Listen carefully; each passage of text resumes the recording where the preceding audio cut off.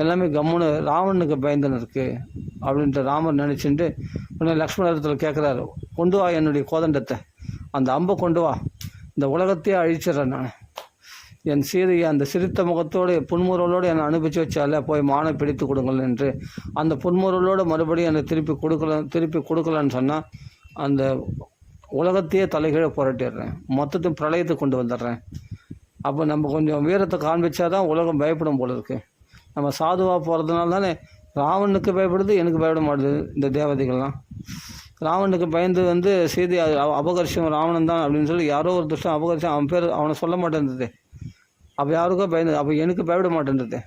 அப்போ கொஞ்சம் நம்ம வீரத்தை காண்பிச்சா தான் நமக்கு பயந்து பதில் சொல்லணும் அப்படின்னு சொல்லி சாதுவாக போகிறதால தான் பதில் சொல்ல மாட்டேன்றதுன்னு சொல்லி உடனே கோவப்படுறார் ராமச்சந்திரமூர்த்தி. அப்போ லக்ஷ்மணர் உடனே காலை பிடிச்சிடுறார், திருவடியை பிடிச்சிட்டு, அண்ணா நீ அப்படி செய்யக்கூடாது, இதெல்லாம் நம்ம குழந்தைங்க தான், எல்லாமே நம்மளால் படைக்கப்பட்ட இந்த உலகத்தை நாமளே அழிக்கலாமா? இன்னும் பிரளய காலம் வரலையே, கல்பம் முடியலையே, அதுக்குள்ளே அழிக்கலாமா? யாரோ ஒருத்தன் பண்ண தப்புக்காக உலகத்தை அழிக்கணும்னு சொல்கிறது எந்த விதத்தில் நியாயம்னா அப்படின்னு லக்ஷ்மணன் சொன்ன உடனே சாரத்தை கிரகிக்கக்கூடியவர் ராமச்சந்திரமூர்த்தி. எவ்வளோ கோபத்தில் இருந்தாலும் சாரத்தை கிரகிக்கக்கூடியவர். அப்போது ஒரு வார்த்தை ஒன்று வருது, ஸ்தான குரோதகா, இடத்துக்கு தகுந்த மாதிரி தான் கோவப்படுவாராம். சும்மா நம்மள மாதிரிலாம் கோவப்பட மாட்டார் ராமச்சந்திரமூர்த்தி.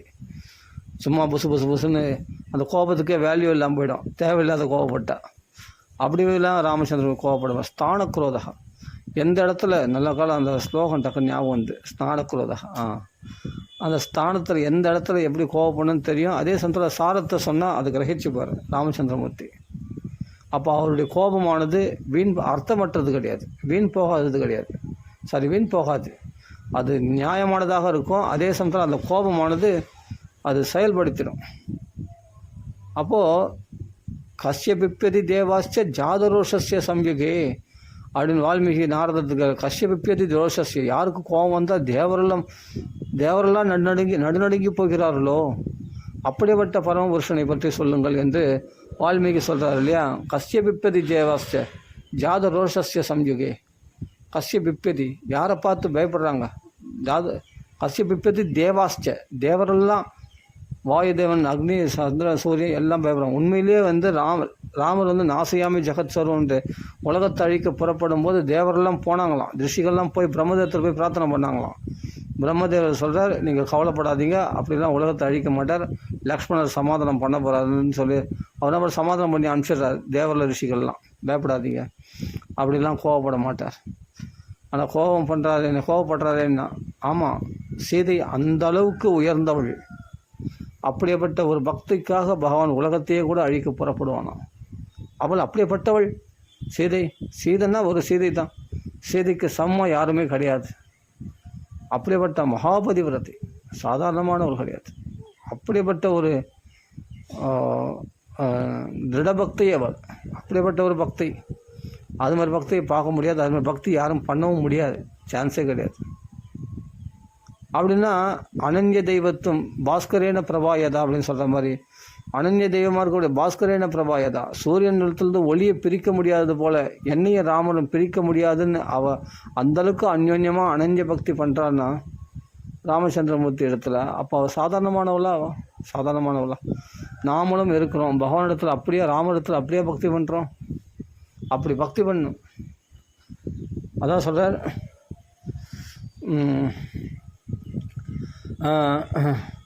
அது மாதிரி அரண்ய காண்டத்தில் பகவான் கோவப்படுறாருன்னா நியாயம் இருக்காது, கோவப்படும் ஸ்தான குரோதகம். ஆனால் லக்ஷ்மண சுவாமி சமாதானப்படுத்திடுறார், தேவையில்லை இந்த கோபம் இப்போது தேவையில்லை, நம்ம பிரயத்தனம் பண்ணுவோம். சீதை காணிக்கல, அதாவது காட்டில் மூலிகைகளை தேடின்னு செல்லுகின்ற ஒரு வைத்தியனை போல, அப்படியேப்பட்ட நமக்கு மருந்து யாருக்கு தேவை, நோயாளிக்கு தேவை. அது மாதிரி நமக்கு மருந்து யாருன்னா சீதைக்கு, இவருடைய துக்கமாகிய நோய்க்கு மருந்தாக இருக்கக்கூடியவள் சீதை. அப்படிப்பட்ட சீதையை தேடுவோம் என்று லக்ஷ்மண சுவாமி ராமர்களை சொல்லி புறப்படுறார். அதெல்லாம் அந்த கட்டங்கள்லாம் படிக்கும்போது அப்படியே அருமையாக இருக்கும், அதெல்லாம் ரொம்ப அற்புதமாக இருக்கும். அப்போ ராமச்சந்திரமூர்த்தி சாரத்தை கிரகிக்கக்கூடியவர். சரி நம்ம முயற்சி பண்ணுவோம் அப்போ சீதை கிடைக்கலன்னா அப்புறமா நீங்கள் உலகத்தை அழிச்சிங்க அப்படின்னு அழகாக லக்ஷ்மணர் எப்படி சமாதானப்படுத்துகிறார் பாருங்கள். லக்ஷ்மணரே கோபிஷ்டர் தான். ஆனால் அவருக்குடைய கோபம் என்னன்னா ராமர் கட்டுப்பட்டது. ஆனால் ராமர் கோபப்பட்டால் ராமர் யாரும் கட்டுப்பட மாட்டார். அவர் சர்வேஸ்வரன் ஆச்சு. சர்வலோக மகேஸ்வரன் யாருக்கு கட்டுப்படணும்? பக்தனுக்கு தான் கட்டுப்படணும். பக்தன் அதிகாரம் பண்ண முடியாது, பவ்யமாக தான் போனான். அதனால தான் திருவடியில் விழுந்துறார் லக்ஷ்மண சுவாமி. அப்போ அகம் பக்த பராதீனன்ற சொல்கிறது பிறகு அது எதுக்காக? அப்படியே லக்ஷ்மணருடைய வார்த்தை கட்டுப்பட்டு சாரத்தை கிரகிச்சுட்டு மறுபடியும் தேட புறப்படுறாங்க. அப்போ பார்க்கணும். அப்போது ஒரு சீதைக்காக உலகத்தையே அழிக்க புறப்பட்ட அந்த ராமச்சந்திரமூர்த்தி நமக்காக என்ன செய்ய மாட்டார்? யோசிச்சு பாருங்கள். நம்ம ஒருத்தருக்காக என்ன செய்ய மாட்டார்? அந்த சுக்ரீவனுக்காக வாலியே வதம் பண்ண, வாலி நேரில் ஒன்றும் பார்க்கறது மூலம் அவங்கள போய் விசாரிக்கலை, கோர்ட்டு கேஸுன்னு ஜட்ஜ்மெண்ட்லாம் கொடுக்கல, என்ன விசாரிக்கலை, எதுவும் பண்ணல. ஆனால் சுக்ரீவனுடைய வார்த்தைக்கு கட்டுப்பட்டு வாலியை உடனே போய் வதம் பண்ணாருன்னா ராமச்சந்திரமூர்த்தி. அந்த சுக்ரீவன் அவ்வளோ முக்கியமானவன். தன்னை சரணம் அடைந்தவர்கள் ஆகிய சுக்ரீவன் முக்கியமானவன். பக்தன் தான் முக்கியமே தவிர மற்றவங்களை பற்றி விசாரணை. பக்தர்களும் நியாயம் இருக்கும். ஏன்னா ஆஞ்சநேயர் அங்கீகரிக்கப்பட்ட சிஷ்யன், ஆஞ்சநேயரால் அங்கீகரிக்கப்பட்ட பக்தன் சுக்ரீவன். அதனால தான் அக்னி சாட்சியாக 2 பேருக்கு நட்புறவு ஏற்படுத்துகிறார் ஆஞ்சநேயர் சுவாமி, ராமருக்கும் சுக்ரீவனுக்கும். அப்போ ஆஞ்சநேயர் சொல்லிட்டாருன்னா அதுக்கு அப்படிலே கிடையாது, மறுபேச்சே கிடையாது. ஆஞ்சநேயர் சொன்னார்னா ஆஞ்சநேயர் உத்தம பக்தர், உத்தம சேவகன். அவர் யாரை பிடிச்சி அங்கீகரிக்க இவர் உத்தம பக்தன் அப்படின்னு சொல்லிட்டாருன்னா அதுக்கப்புறமா விசாரணையே கிடையாது. வாலியை வதம் பண்ண சொன்னால் உடனே வதம் பண்ணிட்டுவார் ராமச்சந்திரமூர்த்தி. சுக்ரீவன் சொன்னார்ன்றதால் வாலியை வதம் பண்ணிட்டார். வாலியை பண்ணி சுக்ரீவனுக்கு பட்டாபிஷேகம் பண்ணி ராஜ்யத்தை கொடுத்துட்டார், கிருஷ்ணர் ராஜ்யத்தை கொடுத்துட்டார். ஏன் அப்படி? ஆஞ்சநேயருடைய அங்கீகாரம், ஒரு குருனுடைய அங்கீகாரம், அதான் முக்கியம். அதனால் உண்மையான ஒரு ராம் பக்தன் சொல்லிட்டான்னா அது பேர் மறுபேச்சே கிடையாது. அவன் எப்படியாப்பட்ட சந்தேக பிறவியாக இருந்தாலும், சுக்ரீவன் சந்தேகப்பட்டான், மரத்தை பழக்க சொன்னான், துந்துபியினுடைய உடலை தூக்கி எறிய சொன்னான், எல்லாமே பண்ணார் ராமச்சந்திரமூர்த்தி. ஆனால் எதுக்காகனா பக்தனுக்காக வசப்பட்டு அவனுடைய சந்தேகத்தை போக்கி அவனுக்கு ஒரு திருடபக்தியை உண்டாக்கி அப்புறம் அவன் உத்தம பக்தனாக மாறிட்டான். சுக்ரீவன் மாறினால்தான் லங்கைக்கு போகும்போது ராவணனையே எதிர்க்க புறப்பட்டுட்டான். அப்படியே எங்கள் கூட்டத்தில் இருக்க இன்னும் தூது கூட போல, அங்கதான் தூது போல, உடனே நேராக போய் ராவணங்கள் போய் சண்டை போடுறாரு. தனிமையில் போய் அவ்வளோ கோபம். ராமச்சந்திரமூர்த்திக்கு அபகாரி அவன், ராமச்சந்திரமூர்த்திக்கு துரோகி, ராமருடைய மனைவி அபகரிச்சவன் அப்படின்னு சொல்லிட்டு கோபம் வந்து உடனே சுக்ரீவன் போய் நேராக போய் ராவணனோட போய் மல்யுத்தம் பண்ணுறாரு. கொண்டி ஆமாம், தொந்த யுத்தம் பண்ணுறாரு. அப்படின்னா சாதாரண விஷயமானா அப்போ உத்தம பக்தனாக மாறிட்டான்.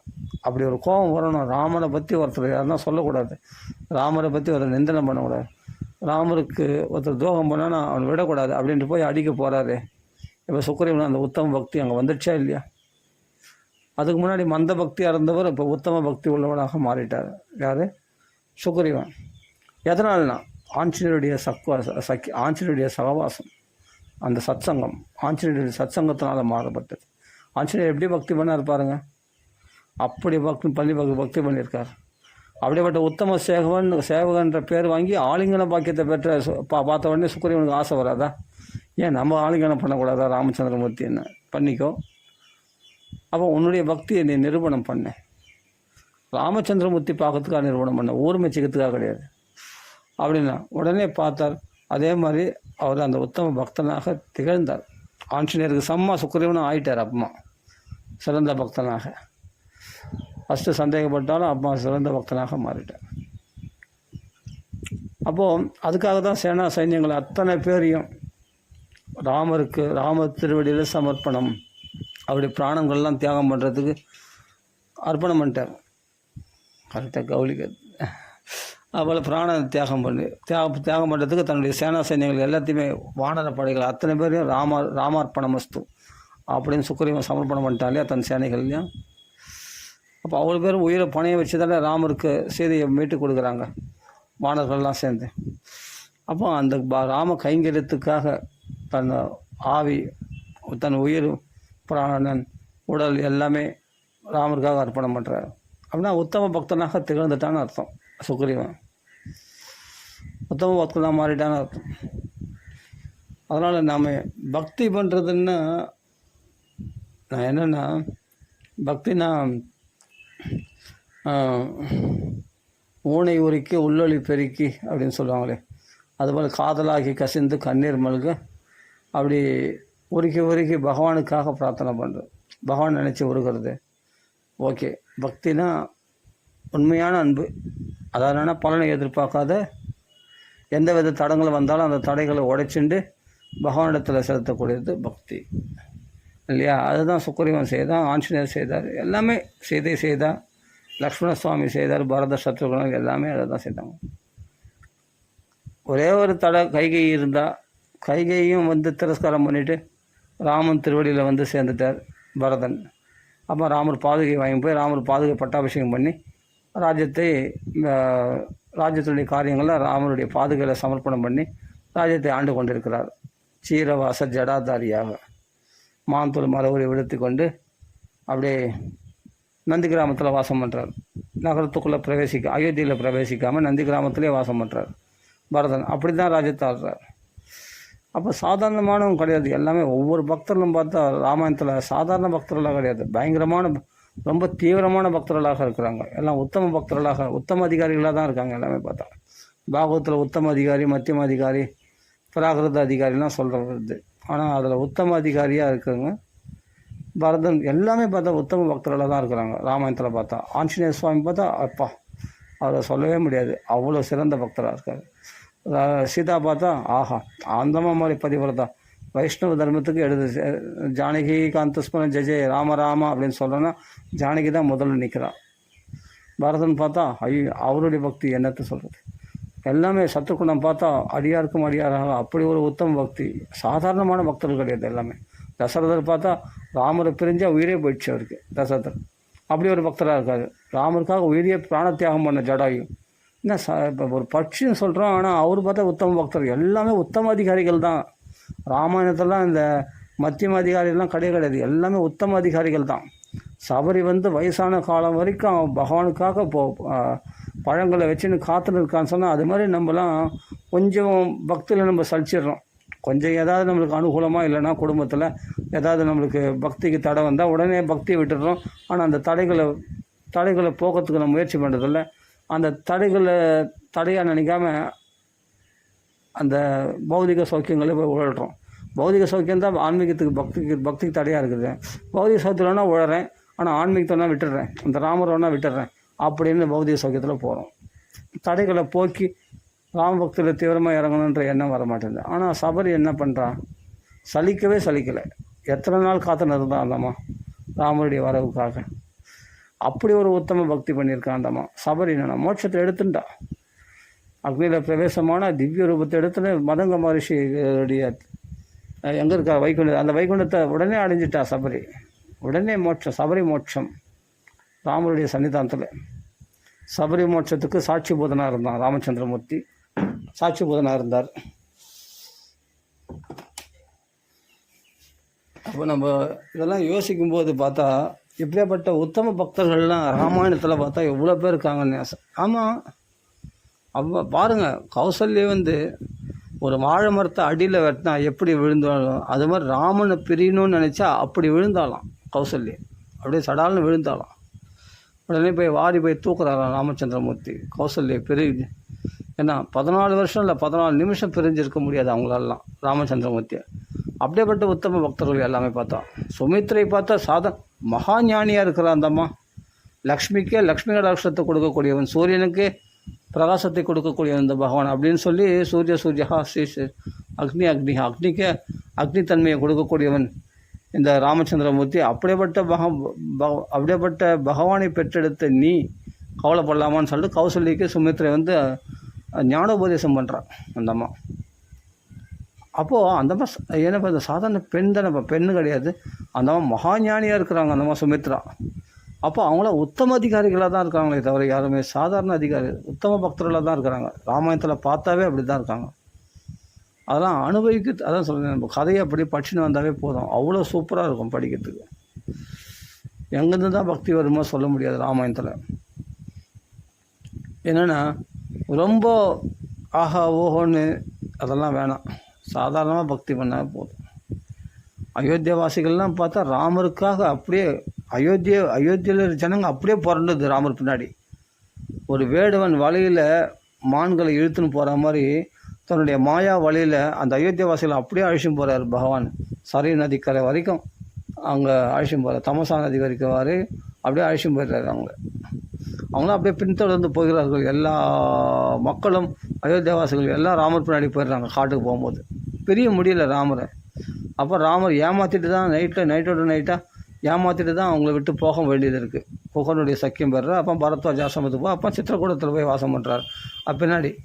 ஆனால் இந்த அயோத்தியவாசிகளை ஏமாற்றிட்டு போகிறதுக்குள்ளே அது போதும் ஆகிப்போச்சு. ராமச்சந்திரமூர்த்தி, லக்ஷ்மண சுவாமி, சீதையும் சுமந்திரரும். யோசிச்சு பாருங்கள், ஏன் ஏமாற்றிட்டு போனா? எனக்காக வீடு வாசல் மனைவி குழந்தை எல்லாத்தையும் விட்டு நம்ம பின்னாடி இப்படி வந்திருக்காங்களே. இந்த பிராமணர்கள் முதல் கொண்டு வயசானவங்க, ஞானிகள், பரம பாகோதரர்களாகிய அயோத்தியவாசிகள்லாம் இப்படி வந்திருக்காங்களே. இவங்களாம் வீடு வாசல் குழந்தைங்களாம் யார் பார்த்துப்பாங்க? என் பின்னாடி இப்படி வந்துட்டான் அப்படின்னு சொல்லிட்டு நம்ம இவங்க கண்ணை மட்டும் மறைஞ்சிட்டோன்னா இவங்க ஆட்டோமேட்டிக்காக வீட்டுக்கு போயிட்டாங்க சொல்லி மறுநாள் காலையில் அவங்க தேடி பார்த்து அதே மாதிரி அவங்க வீட்டுக்கு அயோத்திக்கு போயிடுறாங்க.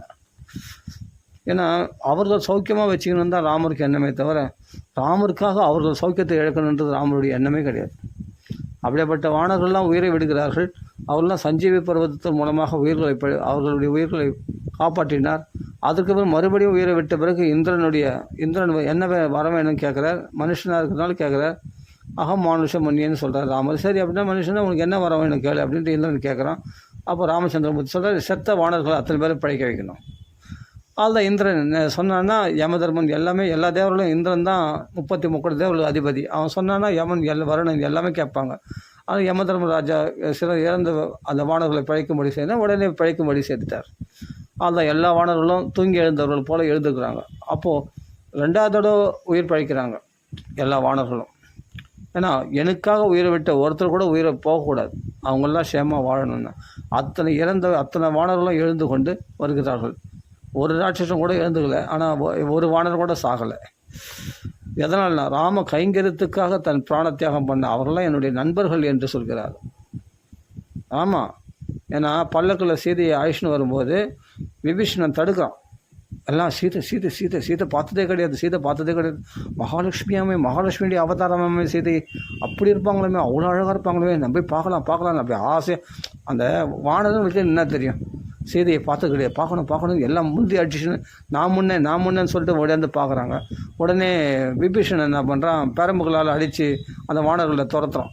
அப்படி இப்படி வராது, மகாராணி வராங்க, சீதம்மா வராங்க, பல்லக்கில் வராங்கன்னா போக்கு அங்கே கிட்ட வர போட்டு தெரிகிறான். உடனே வந்தது பாரு ராமருக்கு கோபம்.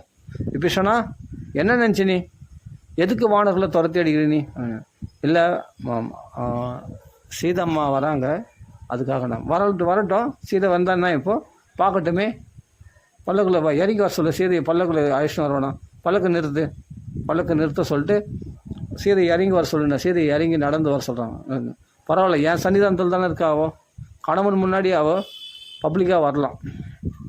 கணவன் இல்லாத போது தான் தன்னை மறைத்து கொள்ள வேண்டும். கணவன் இருக்கும்போது என் எதிரே இருக்கும்போது தாராளமாக வரலாம். அதே சமயத்தில் ஒரு கல்யாணம் காசு இது போல் எல்லாமே பார்க்குற இடத்துல சுயம்பரத்தில் அது மாதிரி அந்த டைம்லாம் பப்ளிக்காக பார்க்கலாம், தப்பு இல்லை. அதனால் சீதையை இறக்கி வா அப்படின்னு சொல்லி உடனே பல்லக்கு இறக்கி வச்சு பல்லக்கிலேருந்து இறங்கி வராங்க. அந்த அம்மா அண்ணன் நடை போட்டு இறங்கி வரும்போது அவள் சர்வாபரண பூஷிதையாக அவள் அலங்காரம் பண்ணிக்கிட்டு நல்ல ஆனால் அலங்கோலமாக இருந்த அசோகவனத்தில். ஆனால் ராமரை அந்த கோலத்தில் பார்க்க விரும்பலை. உடனே விபீஷணத்தில் உத்தரவிடுறார். விபீஷணன் போய் சொன்னதுனால அந்த அம்மா நல்லா ஸ்நானம்லாம் பண்ணி நல்லா நல்ல வஸ்திரங்கள்லாம் உடுத்தி கொண்டு சர்வ ஆபரண பூஷிதையாக வரா, மகாலட்சுமி மாதிரி இருக்கா. அப்போ வானர்கள்லாம் பார்க்கலான்றாரு. பாருங்கள், நல்லா பாருங்கள், இதெல்லாம் இருக்குங்க. அப்போ வானர்கள்லாம் என்னுடைய நண்பர்கள், எனக்காக உயிரிய தியாகம் பண்ண நண்பர்கள் அவர்கள்லாம் என்னுடைய நண்பர்கள் சொல்கிறார் ராமச்சந்திரமூர்த்தி. அந்த வானர்களை எல்லாம் அப்படி பகவான் தலைமையில தூக்கி வச்சு கொண்டாடுறான் பக்தர்களை. அப்படின்னும்போது சீதையை பார்க்கறதுக்கு அவங்க பார்க்காம யார் பார்ப்பாங்க சீதையை? மகாலட்சுமியுடைய கடாட்சம் எல்லார் மேலேயும் படணும் இல்லையா? நண்பர்களாச்சு இந்த வானர்கள், அவர் மேலே படட்டுமே. அப்போ சீதை அப்படி பார்த்துருவாளா? அப்படி ஒரு பார்வை பார்த்துட்டு ராமச்சந்திரமூர்த்தி சொன்னதுனால பார்த்துட்டு, ஆனால் தலை குனிஞ்சிட்டு வரா. ஆனால் சிரித்து கொண்டு ராமர் சன்னிதானத்தில் இறங்கி வரா. ராமர் கட்டளை இட்டார்னா உடனே மாற மாட்டான் அந்த அம்மா. என்ன அப்படி சொல்கிறீங்க ஒரு வார்த்தைக்கு எதிர்த்து பேச மாட்டான் சீதம்மா. அந்த அம்மா உடனே பல்லக்கிலேருந்து இறங்கி அண்ணனடை போட்டுக்கொண்டு அழகாக வரா. அப்போ எல்லா வானர்களும் வா இந்த இந்த அம்மா தான் சீதம்மாவாம், இந்த அம்மா தான் மகாலட்சுமியாம், இந்த அம்மா தான் அப்படிப்பட்ட மகாலட்சுமியுடைய அவதாரம் சீதம்மா மகாபதிவிரதை அப்பா இவர் தான் ராமருடைய மனைவி அப்படின்னு சொல்லி பார்த்து எல்லாமே பார்த்து ஆச்சரியப்படுறாங்க. எவ்வளோ அழகு தேவரில், கந்தரில், சித்தரில், நாகக்கன்னிகைகளில் யாருமே இவ்வளோ அழகு கிடையாது, உண்மையிலே இவ்வளோ அழகாக இருக்காங்களே இந்த அம்மா அப்படின்னு பார்த்து ஆச்சரியப்படுறாங்க எல்லாமே வானர்கள் எல்லாமே. இந்த மாதிரி தான் செய்தியான், அது வராங்க போது இந்த மாதிரி தான் செய்தியான் அப்படின்னா பார்க்கட்டமே அப்படின்னா. அப்போ ராமச்சந்திரமூர்த்தி எப்படி இருக்காரு யோசிச்சு பாருங்கள். விபீஷணனை கோபிச்சுக்கிறார், வானர்களை அதட்டினதால், வானர்களை விரட்டினதால் ராமர் கோவம் வந்துடும். பக்தர்களை ஏதாவது ஒன்று சொல்லிட்டு ராமர் கோவம் வந்துடும். அவர்கள் வானர்கள் நீ நினைக்கிறேன் எனக்கு நண்பர்களாக தெரிகிறார்கள், எனக்காக உயிரை தியாகம் பண்ண அப்படிப்பட்ட என்னுடைய நண்பர்களாக தெரிகிறார்கள், என்னுடைய நண்பர்கள் அவர்கள்லாம் அப்படின்னு ராமர் சொல்கிறாருன்னா ராமரால் மட்டும்தான் அப்படி சொல்ல முடியும். நம்மளாம் அற்பமான பிராணிகளை உதாசீனப்படுத்திடுவோம். ஆனால் ஒரு வானரம் கூட தனக்கு நண்பன் தன் தோல் மேலே கை போட்டுக்கலாம் அப்படி சுக்கிரீவனுக்கு இடம் கொடுத்துருக்காரு. தன் உத்தம சேவகன் அப்படின்னு ஆஞ்சநேயருக்கு எங்கே பார்த்தாலும் கோயிலில் நிரூபணம் பண்ணிட்டு ராமநாம சொல்லி அவருக்கு எங்கே பார்த்தாலும் கோயில் இருக்கும்படி அனுகிரகம் பண்ணிட்டார் ராமச்சந்திரமூர்த்தி. அது மாதிரி வானர்கள்லாம் பார்த்தா இருக்கிற இடத்துலலாம் நல்லா செழிப்பாக தண்ணீர், ஜலம், தண்ணீர், காய்கனி, கிழங்குகள், அதான் பழங்கள், அதெல்லாம் அந்த இடத்துல பார்த்தா வானர்கள் நிறைய இருக்கிற இடத்துல பார்த்தா செழிப்பாக இருக்கும். அப்படி பகவான் ஆசீர்வாதம் பண்ணியிருக்காரு தான். ஏன்னா ராமருக்காக உயிரிய தியாகம் பண்ணச்சு வானர்கள்லாம். அதுக்காக பகவான் அப்படி ஆசீர்வாதம் பண்ணிட்டார் வானர்களுக்கு. வானர்கள் இருக்கிற இடம் செழிப்பாக இருக்கும் அப்படின்லாம் பண்ணிட்டார் ராமச்சந்திரமூர்த்தி. கருணை காட்டினா கொஞ்சமாக கருணை காட்ட தெரியாது ராமச்சந்திரமூர்த்தி, தாராளமாக தான் கருணை காட்டுவார். சுக்கிரீவனுக்காக ஒரு கிருஷ்ண ராஜ்யத்தையும், விபீஷனுக்காக ஒரு லங்கா ராஜ்யத்தையும், பரதனுக்காக ஒரு அயோத்தியா ராஜ்யத்தையும் தியாகம் பண்ணக்கூடியவர். ராஜராஜ்யமாக தியாகம் பண்ணுவார், கொஞ்சமாக தியாகம் பண்ண தெரியாது. திருச்சேரர்னு ஒரு பிராமணர்களுக்கு அப்படியே அவ்வளோ லட்சக்கணக்கான பசுக்கள் அப்படியே தானம் பண்ணிட்டார். அதான் கொஞ்சமாக கொடுக்க தெரியாது ராமச்சந்திரமூர்த்திக்கு. அதான் சொல்ல நீண்ட திருபுஜங்களாம், அந்த புஜம் ஆனது கை நீண்டு இருக்குமா. ஏன்னா தாராளமாக கொடுக்கக்கூடியவர், நல்ல ஆஜானுபாகுவா, விசாலமான மார்புடையவர், விசாலமான கைகள், விசாலமான மனதும் உடையவர். மார்பு மட்டும் விசாலமாக இல்லை, விசாலமான கைகள் மட்டும் கிடையாது, மனசு விசாலமான மனதுடையவர். கொஞ்சமாக கொடுத்தாரு, தாராளமாக வழங்கிடுவார். அதனால் ராமநாமம் சொல்லுங்கள், நம்ம வாழ்க்கை சேமமாக இருக்கும். நீண்ட ஆயுசு கொடுப்பார், அதே சமயத்தில் தாராளமான செல்வத்தை கொடுப்பார், குடும்பத்தில் நல்ல சேமத்தை கொடுப்பார். இந்த ராமருடைய குணம் இதெல்லாம் அப்படி தான் வழங்கக்கூடியவர். சுக்கிரீவனுக்கு அப்படி கிருஷ்ணன் ராஜ்யத்தை கொடுத்தாருலே, அது மாதிரி திருச்சேடருக்கு அவ்வளோ பசுக்களை கொடுத்தாருலே, அது மாதிரி வாரி வழங்கக்கூடியவர். அப்பா மாதிரி தான் புள்ள இருப்பார். தசரதை கூட அந்த தீயதாம் வண்ணம், சாப்பாடு நிறைய போடு அப்படின்னு தாராளமாக கொடுக்கக்கூடியவரான். சீக்கிரமாக நிறைய வஸ்திரங்களை கொடு, நிறைய ஆபரணம் கொடு அப்படின்னு சொல்லினே இருப்பாராம் தசரதர். அவங்க கொடுத்துனே இருப்பாங்களாம், வாரி வழங்குறவங்க. தசரதர் அப்பா எப்படி இருக்கார் அப்படி தானே புள்ள இருப்பார் ராமரம். நிறைய கொடு அப்படின்னு எல்லாருக்கும் தாராளமாக வழங்கக்கூடியவர். குலதனமாகிய ரங்கநாதனே தூக்கி வாரி கொடுத்துட்டார் விபீஷனுக்கு. அப்படி கொடுத்துருவார், அவர் கொடுக்கணும்னா தன்னையே கொடுத்துருவார். தான் தானே அந்த ஸ்ரீ ரங்கநாதனாக இருக்கிறாரு, அப்படியே தண்ணியே வாரி கொடுத்துருவார் விபீஷனுக்கு. அது மாதிரி கொடுத்துருவார். சர்வஸ்வம் ஆஞ்சநேய சுவாமிக்கு தன்னை ஆலிங்கனம் பண்ணுறேன்னா என்னையே நான் உங்களுக்கு கொடுத்துறேன்னு தண்ணியை கொடுத்துட்டார் ஆஞ்சநேய சுவாமிக்கு. அது மாதிரி கொடுக்கக்கூடியவர் ராமச்சந்திரமூர்த்தி. அதனால் ராமருடைய குணங்களை பற்றி பேசணுன்னா அது ஒரு தனி சௌக்கியம், அது ஆனந்தம். அது அதனால் பாராயணம் பண்ணுறேன்னா சும்மா ஒன்றும் பாராயணம் பண்ணல, பாராயணம் பண்ணுறதுனால அவ்வளோ சௌக்கியம் இருக்குது. கொஞ்சம் நெஞ்ச சந்தோஷம் இல்லை பாராயணம் பண்ணுறதுனால. ராமாயணம் பாராயணம் பண்ணவங்களுக்கு தெரியும். நான் நேற்று பெஞ்ச மழையில் இன்றைக்கி முளைச்ச காலம் நான், இப்போ வந்தவன் நான் ராமாயணம். ஆனால் எனக்கு முன்னாடி எத்தனை லட்சம் பேர், எத்தனை கோடிக்கணக்கான பேர் ராமாயணத்தை பாராயணம் பண்ணியிருப்பாங்க. 17 லட்சம் வருஷத்துக்கு முன்னாடி நடந்து தான் இந்த ராமாயணம் திரேதாயுகத்தில். அப்போ அந்த ராமாயணம் லவகுசரால் 32 நாள் பாடப்பட்டதான் அஸ்வமேத மண்டபத்தில், ராமருடைய சன்னிதானத்தில். ராமலக்ஷ்மண பரத சத்ருகுணர்கள் கேட்டுக்கொண்டிருக்க அந்த இடத்துல அஸ்வமேத மண்டபத்தில் அயோத்தியவாசிகள்லாம் கூடியிருக்கிற அந்த சபையில் 32 நாள் லவகுசர்கள் ராமாயணம் பாடியிருக்கிறாங்கன்னா சாதாரண விஷயமா இது. அந்த ராமாயணம் தான் நம்ம பாராயணம் பண்ணுறோம். அந்த 32 நாள் அந்த 24,000 ஸ்லோகங்கள் இந்த ராமாயணம் தான், உத்தரகாண்ட வரைக்கும் அந்த ராமாயணம் நம்ம பட்டாபிஷேகத்தோடு பூர்த்தி பண்ணிக்கிறோம், பாராயணம் பண்ணுறோம். அப்படின்னு சாதாரண விஷயம். 17 லட்சம் வருஷத்துக்கு முன்னாடி நடந்த ராமாயணத்தை இன்றைக்கி பாராயணம் பண்ணுறோன்னா அப்படி பாதுகாத்து நம்மளுக்கு கொடுத்துருக்காங்க மகான்கள்லாம், ரிஷிகள். அப்போ ரிஷிகளுக்கு கடன்பட்டிருக்குமா இல்லையா நாம்? மகான்களுக்கு கடன்பட்டிருக்குமா இல்லையா நாம்? அப்போ நல்லா தான் சொல்கிறேன், நேற்று பெஞ்ச மழையில் இன்றைக்கி முழிச்ச காலம். இப்போ பாராயணம் பண்ணிட்டு ஆஹா ஓஹோன்றேன் நான். ஆனால் எவ்வளோ மகாத்மாக்கள்லாம் இதை பாடி பாடி பாடி பாடி பாடி உச்சிஷ்டம், அவருடைய உச்சிஷ்டம் மூலமாக அப்படி மகாத்மாவுடைய வாக்குலேருந்து வந்த இந்த ராமாயணத்தை நம்ம இன்னைக்கு பாராயணம் எவ்வளோ பேருடைய தபஸ் இதில் இருக்கும். எவ்வளோ பேர் பாடியிருப்பாங்க, எவ்வளோ பேர் இந்த ராமாயணத்தை பாராயணம் பண்ணியிருப்பாங்க, நித்திய பாராயணமாக வச்சுன்னு இருப்பாங்க. ராமாயணம் பூரா பாராயணம் பண்ணோம்னா சுந்தரகாண்டத்தை மட்டுமாவது எவ்வளோ பேர் பாராயணம் பண்ணிருப்பாங்க. நாளைக்கு சுந்தரகாண்டம் பாராயணம், நாளைக்கு அருமையான சுந்தரகாண்ட பாராயணம். சுந்தரகாண்டத்தை மாதிரி நித்திய பாராயணம் வச்சுருப்பாங்க. ஏன் பாராயணம் பண்ணுறாங்க? அவ்வளோ சௌக்கியம் இருக்குது. இகலோக சௌக்கியம், பரலோக சௌக்கியம் எல்லாமே கொடுத்து விடக்கூடியது ராமாயணம். சேமமாக வாழ வைக்கக்கூடியது, குறையே கிடையாது. குறையொன்றும் இல்லாத கோவிந்தனா நம்மளை வாழ வச்சிடும். கோவிந்த ரூபமாக நம்மளை பகவத்மயமாக ராமமயமாக நம்மளை மாற்றிடும். நம்மளை அப்படிப்பட்ட உத்தமனாக மாற்றிடும். ராமமயமானா பொய் சொல்கிறதுக்கு கூச்சப்படுவோம். ராமாயணம் படிக்கும்போது எல்லாமே மாறும். நம்ம குண சுபாவங்கள் எல்லாமே மாறும்.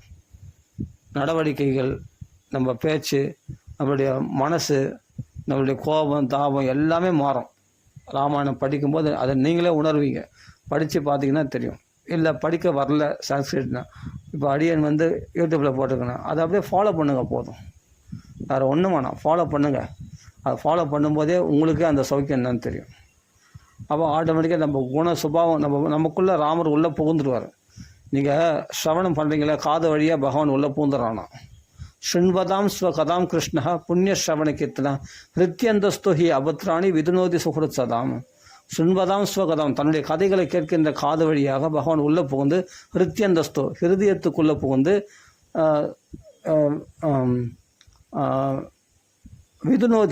விதுனோதினா தொடச்சித்துறானா. அபத்ராணி அமங்கலமான வாசனைகளை, கெட்ட எண்ணங்களை, நம்மளுக்குள்ள தீய குணங்களை போக்கிடுறானா பகவான். தீய குணங்களை போல நற்குணங்களை நமக்குள்ள, ராமருடைய நற்குணங்கள், தன்னுடைய நற்குணங்களை பகவான் புகுத்திடுறானா. சுண்பதாம் ஸ்வகதாம் கிருஷ்ணா புண்ணிய ஸ்ரவண கீர்த்தனகா, நம்மளை புனிதப்படுத்தக்கூடிய ஸ்ரவண கீர்த்தனங்கள் இந்த ராமாயணம்லாம் பாராயணம்லாம் புண்ணிய ஸ்ரவண கீர்த்தனை. ஹிருத்யந்தஸ்து ஹி அபத்ராணி, அபத்ரனா அமங்கலமான தீய எண்ணங்களை எல்லாம். விதுனோதி சுஹுருத் சதாம், விதுனோதினா தொடச்சி எடுத்துடுறானா. சுஹுருத் சதாம், சாதுக்களுக்கு சுஹுருத் நலன் விரும்பியாகிய பகவான். சுஹுருத் சதாம், சாதுக்கள் நலன் விரும்பியாகிய பகவான். அப்படி மனசுக்குள்ளே இருக்கிற கலங்களையெல்லாம் கல்மஷ நாசனம் எல்லாத்தையும் நாசம் பண்ணிவிட்டு நம்மளுக்குள்ள தீய குணங்களை போய்க்கிட்டு நல்ல குணங்களை, தீய குணம் போயிடுச்சுன்னா நம்ம நல்ல குணம் தான் நம்மளுக்குள்ளே பிரகாசிக்கும். அப்படி நல்ல குணங்களை பிரகாசிக்கும்படி ராமச்சந்திரமூர்த்தி செய்கிறாராம். கிருஷ்ணன் வேற இல்லை, ராமர் இல்லை, கிருஷ்ணன் தான். கிருஷ்ணன் இது பாகவத்தில் சொல்லப்படுகிறது, அதுதான் ராமாயணத்துலேயும் அப்படியே எடுத்துக்க வேண்டியது தான். அப்போ ராமருடைய கதைகளை கேட்கும்போது ராமர் உள்ளே புகுந்துறார் காது வழியாக. அவர் என்ன பண்ணுவார்னா, உங்களை எப்படி ஷிப்ரம் பௌ தர்மாத்மா, சீக்கிரமாக உங்களை தர்மாத்மாவை, ராமச்சந்திரமூர்த்தி தன்னை மாதிரியே தர்மாத்மாவை அவங்கள மாற்றிடுறாரு. அந்த கேரண்டி ராமர் கொடுத்துட்றாரு. நீங்கள் கவலைப்பட வேண்டிய அவசியமே இல்லை. நீங்கள் உங்களை மாற்றிக்க நினச்சா மாற்றிக்க முடியாது, நான் நினச்சா உங்களை மாற்ற முடியும் அப்படின்னு ராமச்சந்திரமூர்த்தி நம்மளை மாற்றிடுறாராம். அப்படின்னா சம்ஸ்கிருதம் வரலன்னு கவலைப்படாதீங்க. மூலப்பாரம் நம்ம யூடியூப்பில் போகிறோம், அப்படியே ஸ்ரவணம் பண்ணினே வாங்க, புஸ்தகத்தை வச்சு ஃபாலோ பண்ணினே வாங்க. ஆட்டோமேட்டிக்காக மாற்றத்தை நீங்களே உணர்வீங்க. எப்படி மாறுதுன்னு கேட்காதீங்க, அது எப்படி மாறுதுன்னு நீங்களே உணரும் போது தெரிஞ்சுப்பீங்க. அது மாதிரி ராமச்சந்திரமூர்த்தி நமக்குள்ளே புகுந்து நம்மளை மாற்றிடுவார், நம்ம கேரக்டரே மாற்றிடுவார். எல்லாமே இலகிய மனசில் சந்தோஷம், ஒரு சாந்தி கட்சிடும், நிம்மதி கட்சிடும். அதானே பெரிய விஷயம். கோடி ரூபா கோடி ரூபா கொடுத்தா கூட நிம்மதி கிடைக்க மாட்டேது. நிம்மதியை தேடி தானே அலையிறான், வெளிநாட்டுக்கெல்லாம் ஓடுறான். ஒரு மனுஷன் வெளிநாட்டுக்கு ஓடுறான், இப்போ நிறைய என்டர்டெயின்மெண்ட் விஷயத்துலலாம் ஈடுபடுறான். எங்கெங்கோ பறவையாக பறக்கிறானே, அங்கே இங்கேன்னு குரங்கா தாவறானே. எங்கேயாவது நம்ம நிம்மதி கிடைக்குமா, நிம்மதி கிடைக்குமா, எங்கே நிம்மதின்னு கேட்டுன்னு அலையிறான் இல்லையா மனுஷன். அந்த நிம்மதி உனக்கு இந்த ராமாயணம் நீங்கள் பாராயணத்தை அப்படி காதில் ஸ்ரவணம் பண்ணி கேட்டு வந்தாவே போதும். இந்த நவாகம் அப்படின்னா 17 வருஷத்துக்கு முன்னாடியிலேருந்து 17 லட்சம் வருஷமாக எவ்வளோ மகாத்மாக்கள் இதை பாராயணத்தில் கொண்டு வந்திருப்பாங்க, நித்திய பாராயணமாக வச்சு இருந்திருப்பாங்க. இந்த நவாகம் சாதாரண விஷயமா? வால்மீகி மகரிஷி எழுதினார், எழுதி கொடுத்துட்டாரு. அது பிறகு எவ்வளோ பேர் இதை பாராயணம். வியாச மகரிஷியே சொல்கிறார், எனக்கு குரு வால்மீகி மகரிஷி தான். வால்மீகி மகரிஷியுடைய ராமாயணத்தை பார்த்து தான் எனக்கே தைரியம் வந்தது மகாபாரதம் எழுதுறதுக்கு. அப்படின்னு வியாசர் சொல்கிறார். மகாபாரதம் ஆதி பருவத்தில் படித்து பார்த்தா தெரியும்.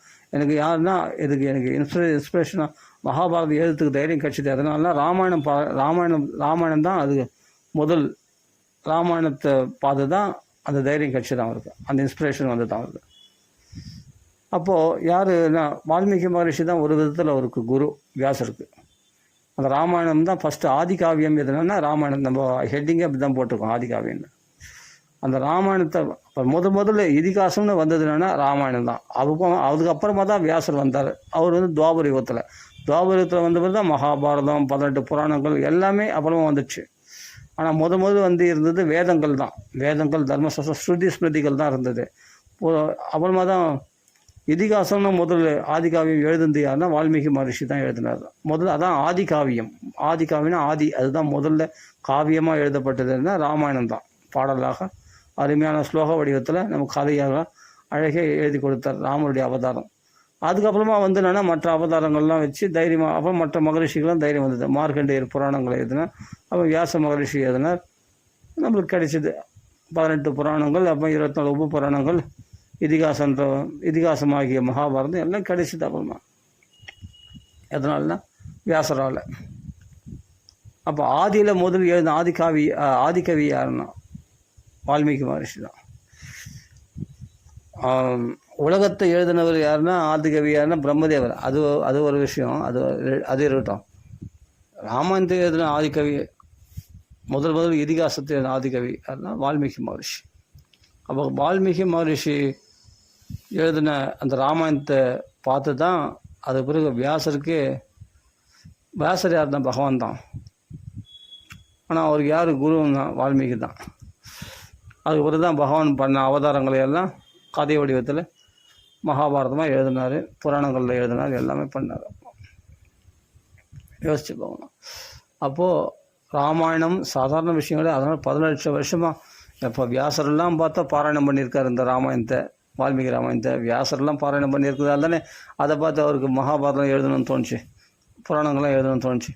அது மாதிரி எவ்வளோ மகான்களால் நான் சொல்கிறேன், உயர்ந்த பிரம்ம ரிஷிகள், தேவ ரிஷிகள், ராஜ ரிஷிகள்லாம் பாராயணம் பண்ண இந்த ராமாயணத்தை நம்ம பாராயணம் பண்ணுறோம் அப்படின்னா எவ்வளோ பேர் பாக்கியம்னு யோசிச்சு பாருங்க. எவ்வளோ பேர் கொடுப்பணும் இதுக்கு வேணும். சாதாரண விஷயமா இது.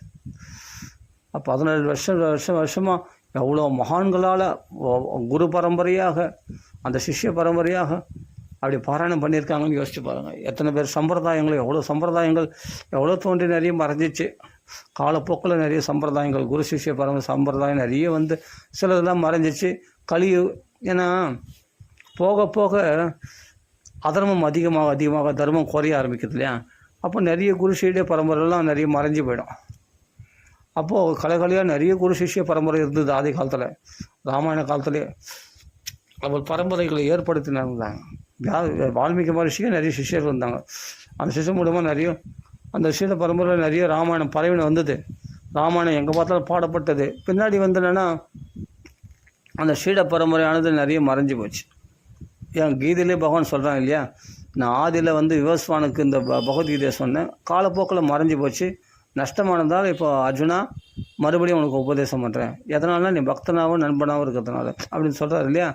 அது மாதிரி நம்ம ராமாயணம் பார்த்தா குருஷீட பரம்பரையாக எவ்வளோ பேர் பாராயணம் பண்ணியிருக்காங்க, எவ்வளோ பாடியிருக்காங்க, நிறைய கலைகள், எவ்வளோ மகான்கள்லாம் பாடிக்கும். பின்னாடி அது அதர்மம் அதிகமாக அது இது மேலே லட்சியம் இல்லாமல், இது மேலே அலட்சிய புத்தி வந்தனால எல்லாம் நிறைய பேர் விட்டாங்க.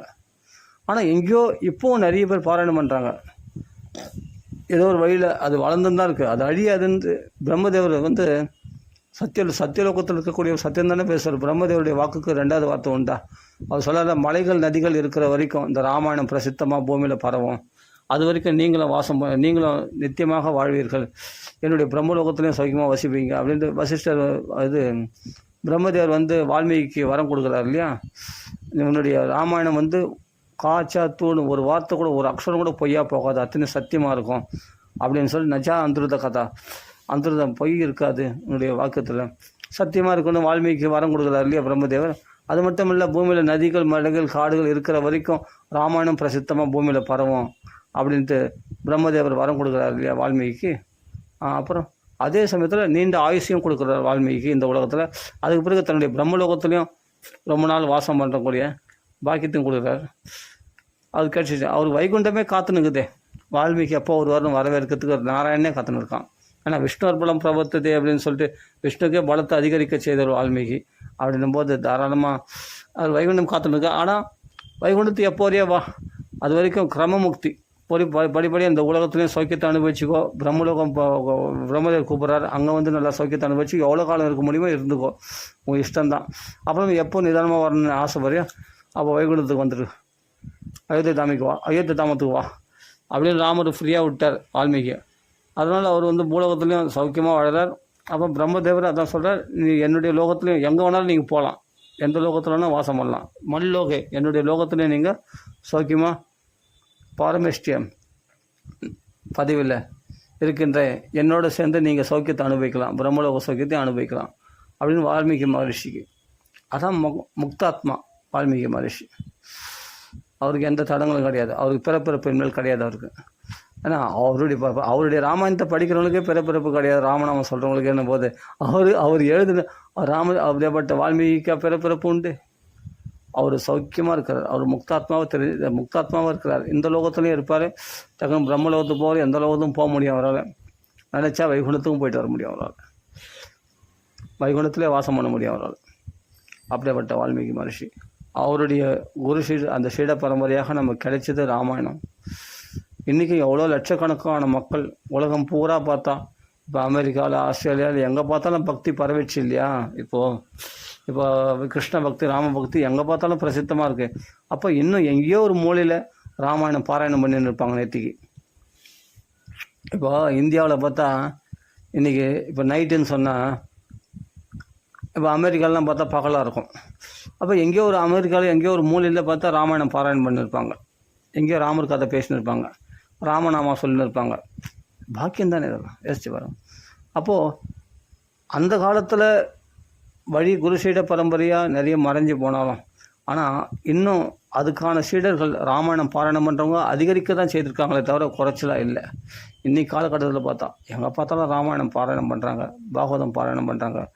பக்தி பிரசித்தமாக தான் இருக்குது, எங்கே பார்த்தாலும் செழிச்சு இருக்குது. சொல்ல போனால் என் கண்ணுக்கு அப்படி தான் தெரியுது, எங்கே பார்த்தாலும் பக்தி செழிச்சு தான் இருக்குது.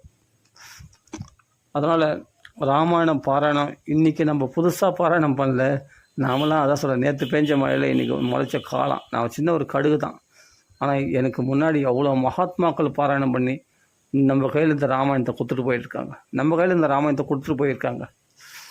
நீ அனுபவிடா, நீ ராஜாடா, அனுபவிடா, சந்தோஷமாக என்ஜாய் பண்ணு அப்படின்னு கொடுத்துட்டு போயிருக்காங்க. நாம் அனுபவிக்கிறோம். அதாவது பாராயணம் பண்ண வரலன்னு தப்பிச்சிக்க முடியாது. பாராயணம் பண்ண வரலன்னா பாராயணம் கேட்கலாம், சிரவணம் பண்ணலாம். அதனால் நம்ம யூடியூப்பில் போட்டிருக்கோம், பாராயணம் பண்ணுறதை கேளுங்க போதும். காதில் சிரவணம் பண்ணாலே புண்ணியம் கிடைக்குமான. ஏகைகம் அக்ஷரம் புரோக்தம் மகாபாதகம், ஒவ்வொரு அக்ஷரமும் சதகோடி பிரவிஸ்தரம் ஏகைகம் அக்ஷரம் புரோக்தம். இது வந்து ஒவ்வொரு அக்ஷரமும் மகாபாதகங்களை பிரம்மத்தியாதி தோஷங்கள்லாம் போகக்கூடியதான். மகாபாதகம் அதுதான், பிரம்மத்தியாதி தோஷம் பஞ்சமா பாதங்கள் அதெல்லாம் போய்கிடக்கூடியது தான். இதில் வந்து ஒவ்வொரு அக்ஷரம்னா ராவணன் கும்பகர்ணன் பேரை சொன்னால் கூட அது ஒரு மங்களமாகுது. ராமாயணத்தை ஞாபகப்படுத்துது இல்லையா, கும்பகர்ணன் பேரை கேட்டால், ராவணன் பேர் கேட்டால் ராமாயணத்தை பற்றி பேசுகிறாங்களே, ராவணன் பேர் கிடையாது அப்படின்னா உடனே ராமர் ஞாபகம் வருதா இல்லையா. அப்போது இதில் உள்ள ஒவ்வொரு அக்ஷரமும் ராமரை ஞாபகப்படுத்தக்கூடியது, நம்மளுடைய மகாபாதங்களை போகக்கூடியதுன்னா. அப்போ விட்டுடலாமா அந்த ராமாயணத்தை? ஒரு பொழுதும் விடக்கூடாது, ஒரு பொழுதும் விடக்கூடாது. இந்த ராமாயணத்தை திருப்பி திருப்பி திருப்பி திருப்பி பாராயணம் பண்ணணும். நீங்கள் என்ன தான் பணம் சம்பாதிச்சா சொத்து சம்பாதிச்சாலும் அதெல்லாம் இந்த உலகத்தில் விட்டு போக போகிறீங்க. நீங்கள் எல்லாத்தையும் எதையும் கூட எடுத்துன்னு போக போகிறதில்ல. சொல்லப்போனால் நல்லா சம்பாதிப்பாங்க, அனுபவிக்கிற காலத்தில் உயிரை விட்டுருவாங்க. அப்புறமா யாருக்கோ பிள்ளைக்கு சேர்த்து வச்சேன், பொண்ணுக்கு சேர்த்து வச்சேன் சொல்லிட்டு யாரும் அனுபவிக்க போகிறாங்க. இவன் பாடுபட்டவன் இவன், யாரும் அனுபவிக்க போகிறாங்க. அது பிறகு இவன் அடுத்த பிறகு இது எதுவும் கூட வரப்போதில்லை. இந்த சொந்த பந்தமும் யாருக்காவது சேர்த்து வச்சானோ அந்த சொந்த பந்தமும் கூட வர போதில்ல. என்ன சேர்த்து வச்சா அந்த பொருளும் கூட வர போதில்லை. சொத்து சுகமும் இவன் தனியாக தான் போகணும். ஆனால் இந்த ராமாயணம் இருக்குது பற்றியா, இது கூட வரும். நீங்கள் கேட்குற இந்த ராமாயணம் பாராயணம் பண்ணுற அந்த ராமாயணம் இருக்குது பற்றியா, இந்த புண்ணியம் கூட வரும் உங்களுக்கு. அதுதான் நாடி வருவது அது பாவ புண்ணியம் அல்லது நாம் அறையில் அணியும் கோவனமும் வராது நன்குணர்ந்து கொண்டு சிந்தையும் தெளிந்து. அப்படி ஒரு பாட்டு இருக்கு இல்லையா? நாடி வருவது பாவ புண்ணியம் அல்லது நாம் அறையில் அணியும் கோவனும் வராது. நம்ம பண்ண பாவம் புண்ணியம் தான் கூட வருமா. அறையில் அணிய கூட கோவனம் கூட ஒருவிந்தான் அனுப்புகிறாங்க இல்லையா? அது மாதிரி எல்லாத்தையுமே இது பண்ணிடுறாங்க. அதனால் அதெல்லாம் கூட வராது. நம் நாடு எங்கே, நம் மக்கள் எங்கே, வீடு எங்கே, மனைவி எங்கே அப்படின்னா யாரும் கூட வர மாட்டாங்க. யாரும் கூட வர மாட்டாங்க. இன்றைக்கி படிக்கிற ராமாயணம் தான் நம்மளுக்கு கூட வரும். இதுதான் நம்மளை பாதுகாக்கும். ராமச்சந்திரமூர்த்தி தான் பாதுகாக்கும். ராமநாமம் தான் நம்மளை ரட்சிக்கும்.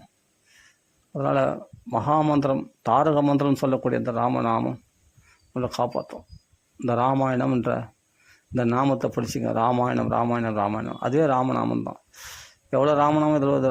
ராமாயணம் பாராயணமே சிறந்த தபஸ். அதனால் இதை கேட்டுன்னு வந்தால் போதும், வேறு ஒன்றும் தேவையில்லை. மகா பாதகங்கள்லாம் போகக்கூடியது தான். பஞ்சமா பாதகங்கள்லாம் போகக்கூடியது தான். பிரம்மத்தியாதி தோஷத்தெல்லாம் போகக்கூடியது தான். அப்படிப்பட்ட ராமாயணம் ஏகைகம் அக்ஷரம் புரோக்தம் மகாபாதக நாசனம். என்ன வார்த்தை பாருங்கள்.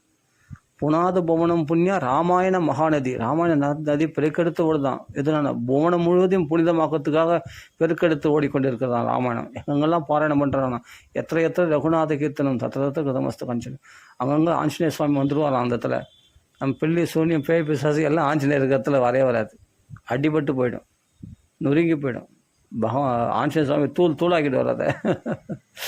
86 ராட்சஸில் வதம் பண்ண மாதிரி மொத்தத்தையும் வதம் பண்ணுவார். துஷ்ட சக்திகள்லாம் எதுவும் கிட்ட நெருங்க விட மாட்டார். ஆஞ்சநேய சுவாமி இருக்கிற இடத்துல மங்களம் மட்டுமே பொழியும், அமங்கலம் வராது. சுந்தரம் இல்லையா? சுந்தரகாண்டத்தினுடைய சுந்தரனே ஆஞ்சநேய சுவாமி தானே. சுந்தரம்னாவே மங்களம். சத்தியம் சிவம் சுந்தரம். சிவம்னா மங்களம்.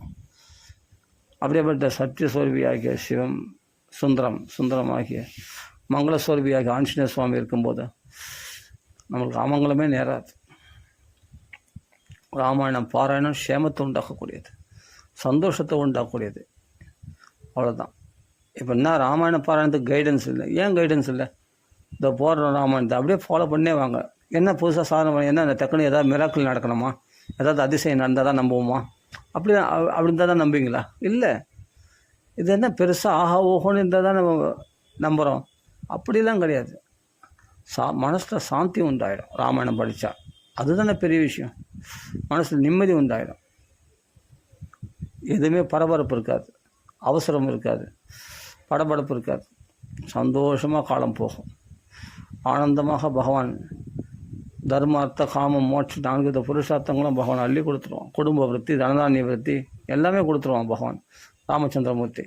ஆனால் நித்திய பாராயணமாக ராமாயணத்தை வச்சுக்கணும். வேறு எதையும் திரும்பி பார்க்கக்கூடாது. அதான் நான் சொல்கிறேன். மெயினான விஷயம் என்னென்னா ராமாயணத்தை படிக்கிறோம், வேறு எதையும் திரும்பி பார்க்கக்கூடாது. இது ஒன்றே போதுமானது. இது ஒன்றே நம்ம வாழ்க்கையில் ஃபுல்ஃபில் பண்ணிட்டோம். நம்மளுக்கு தேவையானதெல்லாம் அதெல்லாம் குடும்ப விருத்தி, தனதானிய விருத்திலாம் அதில் பார்த்துக்கும். என்னென்னா அப்படியே ஃபாலோ பண்ணி வந்தாவே போதும். புஸ்தகத்தை வச்சு நம்ம அது கதைகளையும் நம்ம போட்டிருக்கோம். ராமாயண கதை, சீதா கல்யாணம் வரைக்கும் தமிழ்லேயே எளிமையாக சொல்லியிருக்கோம்.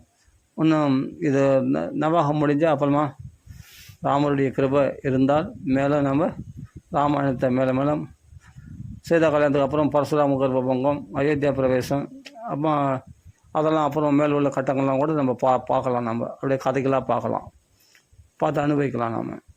சரிதானே? அதனால் ராமாயணம் பாராயணமே போதுமானது. அதில் அவ்வளோ சௌக்கியம் இருக்குது. ரொம்ப கஷ்டப்பட வேண்டியதே இல்லை.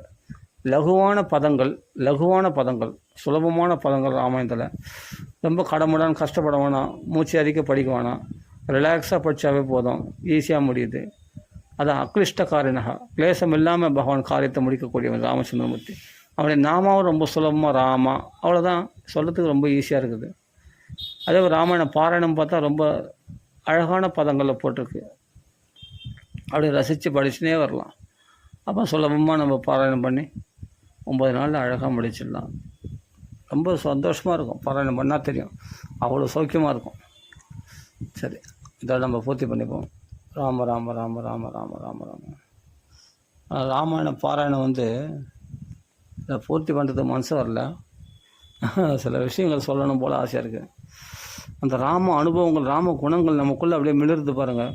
இந்த சுக்ரீவனுடைய சக்கியத்தை பண்ணிவிட்டு வாலியை வதம் பண்ணுறார். அப்போ வாலி சரியான கேள்விலாம் கேட்குறான். நீ வந்து தசரதனுடைய தர்ம ரூபமாக வேஷம் போட்டு இருக்கிற, உண்மையிலே நீ அதர்மத்தை சொருவி அப்படின்லாம் திட்டிடுறான் வாலி. வலி தாங்க முடியாமல் திட்டிடுறான் ராமச்சந்திரமூர்த்தி. ஆனால் ராமர் பொறுமையாக அவன் திட்டுறதுக்கெல்லாம் பதில் சொல்கிறாரு எல்லாத்துக்கும். உடனே பதிலுக்கு பதில் திட்டிடல யார் வாலியை. வாலி அடிப்பட்ட கோபத்தில் திட்டுறான், ராமா நீ தர்மாத்மாவா, தர்ம வேஷம் போட்டுட்டு இருக்கிற அதர்மன் நீ, அதர்மிஷ்டன் நீ அப்படிலாம் திட்டுறான். நீ வந்து தசரதனுடைய குமாரன்னு சொல்லிறதுக்கு வெக்கமாக இல்லையா, அவன் மறைஞ்சிருந்து கொள்றியே அப்படின்னு பல விதமாக திட்டுறான். அதுக்கெல்லாம் அழகான பதில் ராமர் சொல்கிறார். மிருகங்களை வேட்டையாடுறது மறைஞ்சிருந்து ராஜாவுக்கு அது தொழில், அதனால் உன்னை வேட்டையாடுறது தப்பு இல்லை. அது மட்டும் இல்லை, இந்த துஷ்டம் இருக்கும் என்னென்னா, இப்போ நீ பண்ண பாபத்துக்கான தண்டனை நான் அடித்ததுனால நீ நரகத்தில் போய் தண்டனை அனுபவிக்க வேண்டிய அவசியம் இல்லை. அதனால் இங்கேயே நீ கழிச்சிட்ட. இப்போ கழிச்சதுனால நீ இந்த உயிரை விட்டால் நீ சொர்க்கத்தை அடைய போகிற, சந்தோஷமாக தான் போகிற, உன் நல்லதுக்காக தான் நான் அடித்தேன் அப்படின்னு ராமர் சொல்கிறார். அதெல்லாம் அதாவது கிருஷ்ண காலத்தில் நிறைய தர்மங்களை சொல்கிறார். அப்போ மனு சொன்ன 2 ஸ்லோகங்களை சொல்கிறார் அங்கே. அருமையான உபதேசம். படித்தோம்னா ராமாயணம். வாலியே பார்த்தா ஆச்சரியப்பட்டு ராமரை கைகூப்பி வணங்கி, என்னுடைய அங்கதன், என்னுடைய பிள்ளை, ரொம்ப செல்லமாக வளர்க்கப்பட்டவன், அவனை நீ தான் காப்பாற்றணும்னு சொல்லி ராமர் கையில் அங்கதனை ஒப்படைக்கிறார். யார்? வாலி. அப்புறமா சரி அங்கதனை ஒப்படைக்கிறான் இல்லையா, அவன் கழுத்தில் ஒரு மாலை இருக்குது. அது இந்திரன் கொடுத்த மாலை. அந்த மாலை வந்து போட்டுன்னா எதிராளியுடைய பலத்தில் பாதி பலம் தனக்கு வந்துடுமா. அந்த மாலையை வந்து அங்கதனுக்கு போடாமல், தன் பிள்ளைக்கு போடாமல் சுக்ரீவனுக்கு போடுறான் வாலி. ஏன்னா சுக்ரீவன் தலைமையில் தான் வந்து ராவணன் சம்மாரம் நடக்க போகுது. அப்போ ராமருடைய பானம் உள்ளே போனதுனால அவனுக்கு புத்தி திருத்தப்பட்டது. அவன் மனமாற்றம் ஏற்பட்டு அந்த வாலி சுக்ரீவனில் உள்ள பகையை மறந்து சுக்ரீவனுக்கு தன்னுடைய கழுத்தில் இருக்கிற மாலையை தூக்கி போடுறான். போட்டோடனே அந்த சுக்ரீவனுக்கு அந்த பலம் வந்துடுது. அப்போது ராட்சசரோடு சண்டை போடும்போது பார்த்தா எதிராளியுடைய பலத்தை பாதி பலம் சுக்ரீவன் வந்துடும். அதனால தான் நிறைய ராட்சசர்கள்லாம் அப்படியே தூக்கி விளாசுறான். யார்? சுக்ரீவன் தூக்கி விளாசுறாரு. அந்தளவுக்கு பலம் வந்துடுது. அந்த ஹாரம் எங்கேருந்து கிடச்சதுன்னா வாலி கொடுத்த ஹாரம். இப்போ வாலி பாருங்கள், இப்போ சமத்துவத்தை பார்த்து அப்போ அங்கதனத்தில் புத்திமதி சொல்கிறார், ராமரை அனுசரணை பண்ணிடு, சித்தப்பா சுக்ரீவன் தான் அவனுக்கு அப்பா மாதிரி, அவரை அனுசரித்து போகணும் அப்படின்னு சொல்லி எல்லா புத்திமதிகளை சொல்லிட்டு தான் பிராண தியாகம் பண்ணுறார். அப்போது வாலி கடைசியில் நல்லவனாக தெரிந்ததுனால தான் அவன் பாவங்கள் போயிடுச்சுன்னு சொல்கிறார் இல்லையா ராமச்சந்திரமூர்த்தி. அவன் பாவங்கள் போயிடுச்சு. அப்போ பாவ எண்ணங்களும் இருக்காது இல்லையா. அதனால் நல்ல வார்த்தைகள் சொல்லி அங்கதனை சமாதானப்படுத்தி, தாரையை சமாதானப்படுத்தி, சுக்ரீவனை சமாதானப்படுத்தி ராமச்சந்திரமூர்த்தியில் விடை பெற்று கொண்டு சொர்க்கத்தை அடைகின்றான் வாலி. நம்ம ராமாயணத்தில் படிக்கிறோம், கிருஷ்ணதாகாந்தத்தில் ரொம்ப அருமையாக இருக்கும் அந்த கட்டங்கள்லாம் படிக்கும்போது. அவ்வளோ சமாதானம் சொல்கிறான் சுக்ரீவன். இது வாலி சுக்ரீவன் இடத்துல. சுக்ரீவனும் வருத்தப்படுறான். சார் நம்ம தான் தெரியாமல் அல்பமான இந்த ராஜ்யத்துக்கு ஆசைப்பட்டு அண்ணனே கொண்டுட்டோமே அப்படின்னு வருத்தப்படுறான். இல்லைப்பா, அது கரெக்டு தான், வருத்தப்படாத. ஏன்னா ராவண வதம் நடக்கணும்னா வாலியை கைக்குள்ளே போட்டால் நடக்காது. ஏன்னா வாலி வந்து என்னன்னா ஸ்நேகம் பண்ணியிருக்கான் ராவணனோட. அப்போலாம் என்னென்னா கை கொடுத்து ஸ்நேகம் பண்ணிட்டாங்கன்னா அது பிறகு மாற்ற மாட்டாங்க, அதை மாற்றிக்க மாட்டாங்க. வேறு யாரையா வச்சு நீ பண்ணிக்கோ, நான் வந்து இது பண்ண மாட்டேன் அப்படின்னு இந்த ஸ்நேகத்தை முடிச்சிக்க மாட்டாங்க. அந்த பிரதிஜ்ஞை பண்ணால் அந்த சத்தியத்தில் நிற்பாங்க. ஆனால் வாலி வந்து ஸ்நேகம் பண்ணால் கூட ராவணை வதம் பண்ண மாட்டான். அதனால சுக்ரீவனை ஸ்நேகம் பண்ணுது. சுக்ரீவன் மட்டும் அதுக்கு மட்டும் இல்லை, ராவணை வதம் ராமரே முடிச்சிட முடியும். அதனால் அந்த சுக்ரீவன் சக்கவாசம் கூட தேவையில்லை. சுக்ரீவனுக்கு நன்மை செய்வதற்காக தான் சுக்ரீவனிடத்தில் சரணம் அடைஞ்சார்.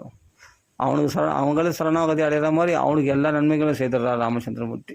பாருங்கள், முதல்ல அவனை சேமமாக வாழ வச்சுட்டு அது பிறகு தன் சேமத்துக்காக சுக்ரீவனை அழிக்கிறார், சரி மீட்டு எடுக்கிறார்.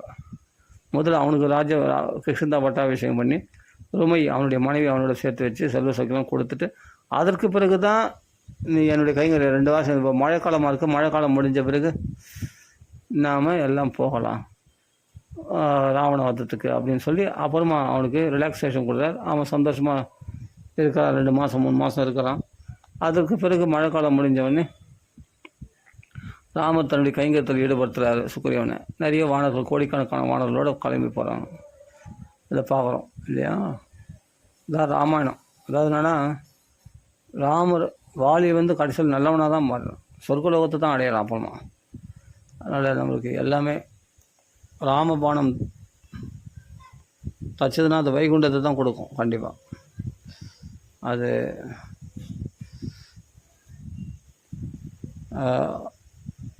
அதாவது ஒவ்வொரு பானத்தில், ராமருடைய பானத்தில் அந்த பேர் எழுதியிருக்குமா, ராம ராம ராமன்னு. அதை பார்த்தா தெரிஞ்சிடும் இது ராமருடைய பானம் அப்படின்ட்டு. அப்படி அது அவனுக்கு போய் தச்சுட்டு அவனுக்கு ஊசி போடுற மாதிரி போட்டு அவனுக்கு ராம்பக்தி உண்டாக்கிடுச்சு.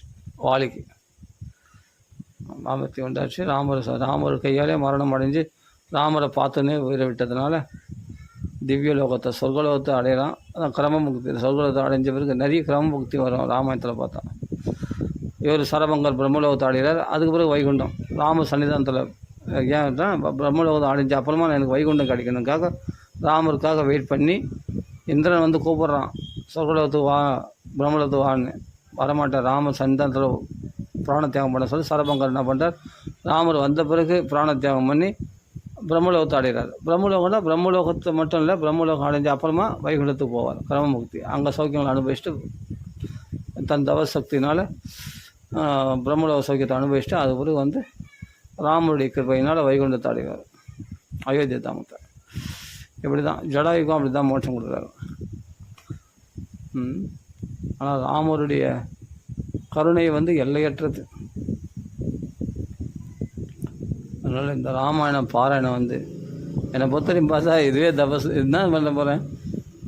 இந்த 9 நாள் பாராயணம் முடித்த உடனே அப்பா விடுதலை அடைஞ்சிட்டோம், இனிமேல் பாராயணம் வேணாப்பா அப்படின்னு விட்டுற போகிறேன். நான் மேலே மேலே பாராயணம் பண்ணுற ஆசை தூண்டி விடுகிறதுன்னு சொன்னால் அப்போ நான் மேலே மேலே பாராயணம் பண்ணினே இருக்கணும்னு அர்த்தம்.